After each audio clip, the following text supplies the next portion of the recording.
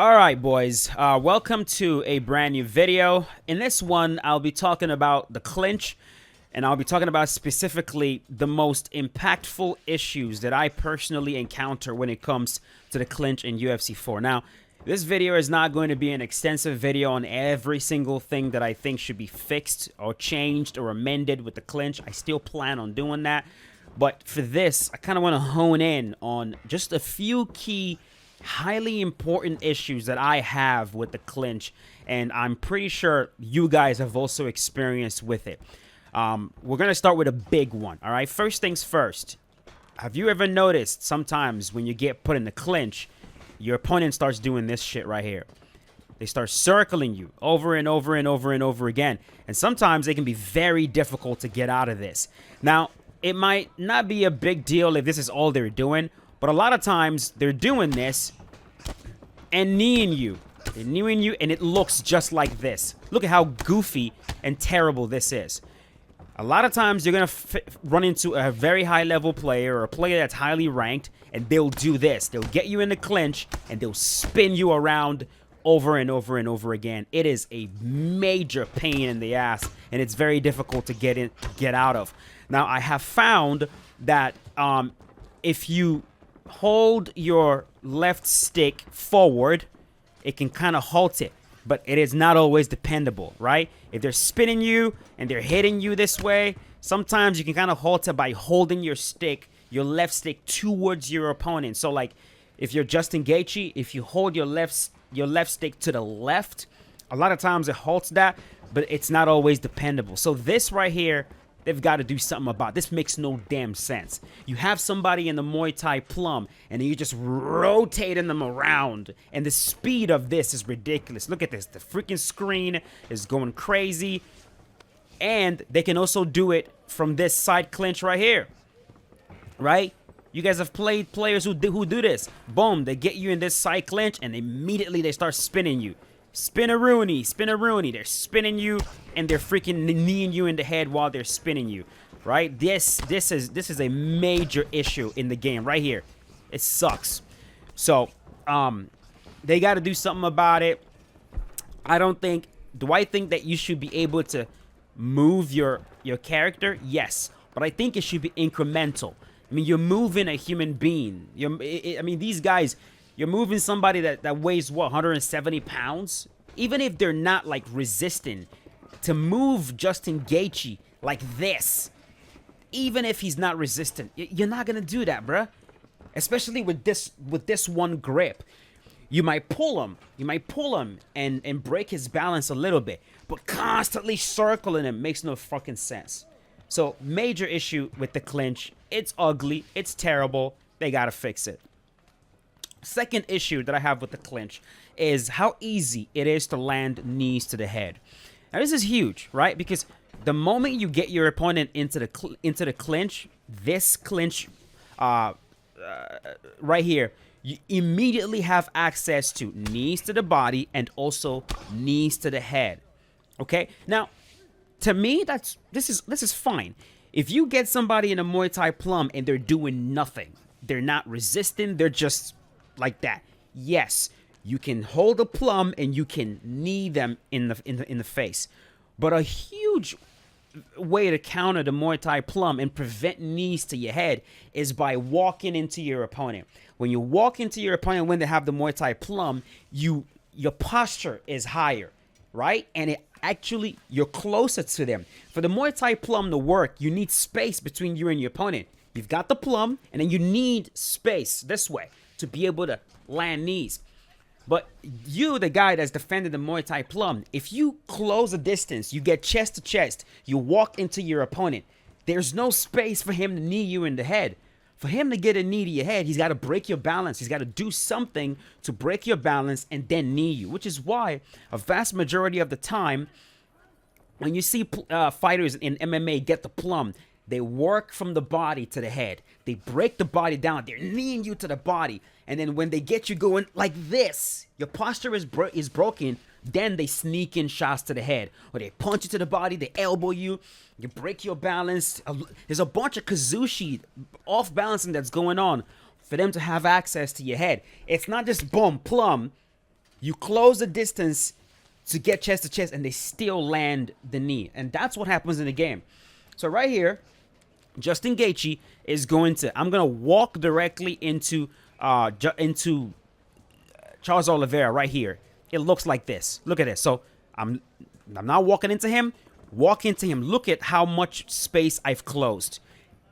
There is no space to land that fucking knee to the head. Where is the space? There isn't. It's even more apparent from this clinch right here.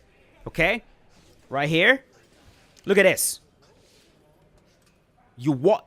This is me holding my left stick towards Charles Oliveira. I hold my left stick towards Charles Oliveira, and Charles is also walking directly into me. Look at how much space we've closed right here.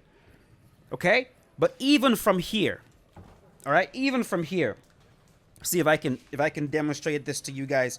Demonstrate this for you guys right here. Even from here, you can still land a knee. Look at that.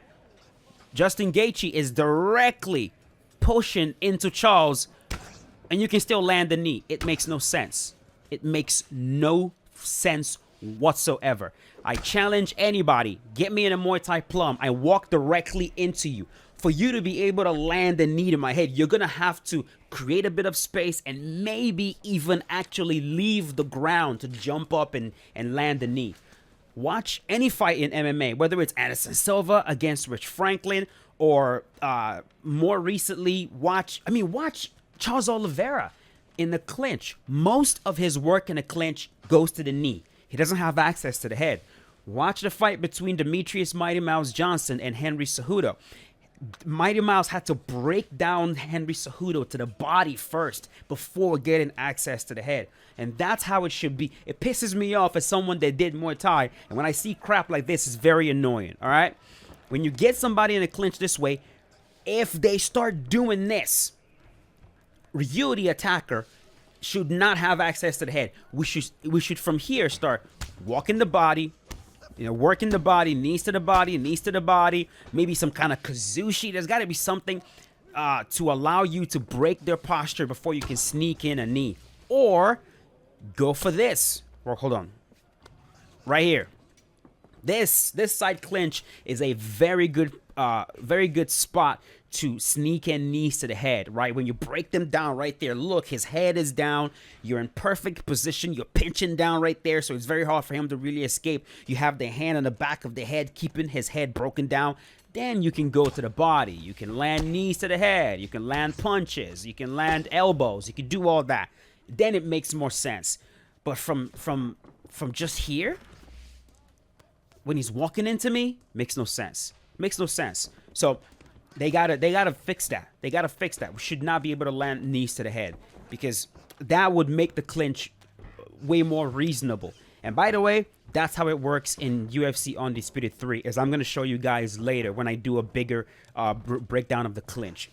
Next up, I'm gonna show you guys against the cage. I'm gonna walk Justin Gaethje to the cage right here.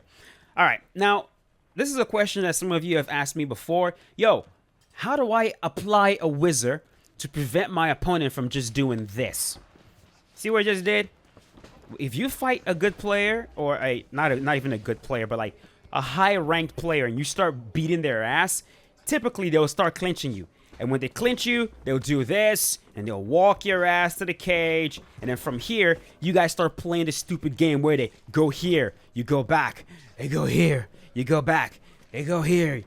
You guys have been involved in matches where that happens, right? I'm not the only one. They go here, and you try to go back, and you guys are doing this stupid shit. There is a way to put on a whizzer. A whizzer is when you get an overhook, right? The overhook prevents them from just shucking your arm by, right? If you don't have the whizzer, then it's easy to just shuck the arm like this. Just shuck it by and get the back. But in UFC 4, there is a way to get a whizzer. Look at Justin Gaethje's arm. See what just happened? Look at his arm. All I'm doing is holding my left stick towards me. He puts a whizzer on. Now, this is supposed to stop him from just shucking you by. Am I saying that this is going to infinitely prevent the shuck by no matter what. I'm not saying that. I'm not saying that. If you're facing a wrestler, they can break your posture. They can attempt to take down. They can drop down. There are a bunch of things they can do to loosen the wizard before shucking you by. But if you have that wizard, okay, unless you're dealing with the strongest man in the freaking world, he's not just going to do this and break your wizard and get your back. It makes no fucking sense. But in the game, you can. I put on my wizard, and Charles Oliveira goes, sorry, I'm Superman. Fuck you. Wizard on. Easily. What? This makes no sense whatsoever. Why doesn't my wizard work at all? It should work, but in the game it doesn't. So you have players who will get you in this position and they just easily take you back. And this is huge, man. Having a player in this game, especially one of these freaking top 10 players, when they get you in this position, they have so many fucking options. They can drag you back and take you down. They can drag you forward and take you down. They can jump your back. You know, having the back in UFC 4 is a big deal. It's huge, and it should not be easy to get. Because if you and I are freaking grappling, I don't care how strong you are. If I get this goddamn wizard, I clamp down this way. Bro, you're not just gonna throw my arm over your head with one single shuck. I don't care how strong you are. You ain't doing that shit. Look at this. It's so annoying. Like, it's so infuriating when I see that. So that's another thing that I'm hoping that gets fixed in UFC 5. Let the wizard actually do what it's supposed to do. Right now, the only thing it does in the game is when you have it and he goes to knee you, you know, you easily it breaks the clinch. But like, it should also prevent that shuck by. It absolutely should. Let's see. The other one, this one's not. It's not the biggest deal in the world to me, but there's certain dilemmas that honestly makes no goddamn sense. Now, grappling is full of dilemmas, right? Real life jiu-jitsu is full of dilemmas. Like when you get the Kimura grip, you have an option of taking the back or using the Kimura grip to pin somebody. Typically, if you have an armbar, you have a triangle, right?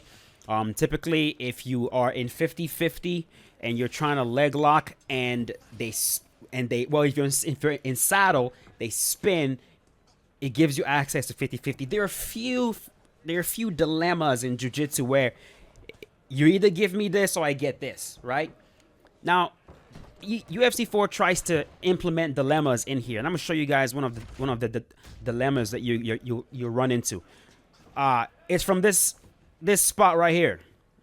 Now, if you're Charles Oliveira, you have the option of just pulling guard. You can just pull guard like that. Nothing. Just pull guard. Or you have an option of pulling guard and performing a major transition directly into mount. On the hook, freaking pendulum sweep directly into mount. And mount is a freaking dominant spot in UFC 4. And to me, that this dilemma, it's too extreme. It's like so I know you can say well, yes, it's extreme. Okay, so just camp the first one. Camp the most extreme one. Who cares if they pull directly into close guard? Who cares? Just make sure that you camp this one right here. This is the big one. Just camp on this one. But I still don't think it should be a dilemma. I don't think so. Especially because the animation is exactly the same. I think it should be two different moves. And if you're going to just pull directly into the guard like this, the animation should look different from this. But it's the same exact animation. Except one, you just pull, and the other, you pull guard, and then the game performs a major sweep for you, and you have no way of denying it. You know what I mean? So it's either allow the dilemma, but then give me an option to deny that sweep to mount. The moment you pull and I see you going, give me the option of denying it, right? Or take away that dilemma completely. Just my opinion.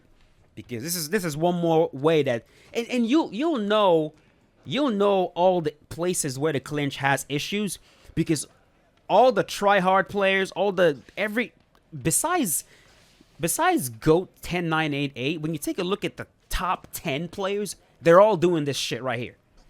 It's all they're doing. The whole entire game revolves around all the busted nonsense in the clinch. And that tells you it's busted because they're all doing it. You know what I mean? So, to review, Spinneroonie.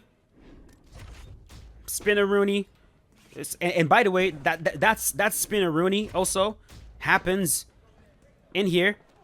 It happens in here as well. It fucking spin. But this shit right here, man, gotta go. You gotta go. Next up, knees to the head, especially when the opponent is leaning directly into you. Gotta go. And then, of course, the whizzer. When I have this fucking whizzer, it should work. You should not be able to just shuck my arm by. It's a problem, right? And then, you know, the other one is the dilemma between just pulling guard and pulling into mount. So that's it, man. Sorry, I got a bit like animated with this one, but like this stuff pisses me off, man. It really pisses me off so much. And hopefully they can adjust it in UFC 5. Like I said, bigger video on the clinch is coming where I break down everything and I give you guys different examples, real life example, UFC Undisputed 3 example, and I will try to be as detailed as possible. So yeah, hope you guys enjoyed this video. Let me know in the comment section what other issues you guys have with the clinch, and and we'll leave it at that. One more thing before I go. Some of you have said, you know, you hate the fact that there's no way to deny a clinch attempt. There actually is. Denying a clinch attempt is like this.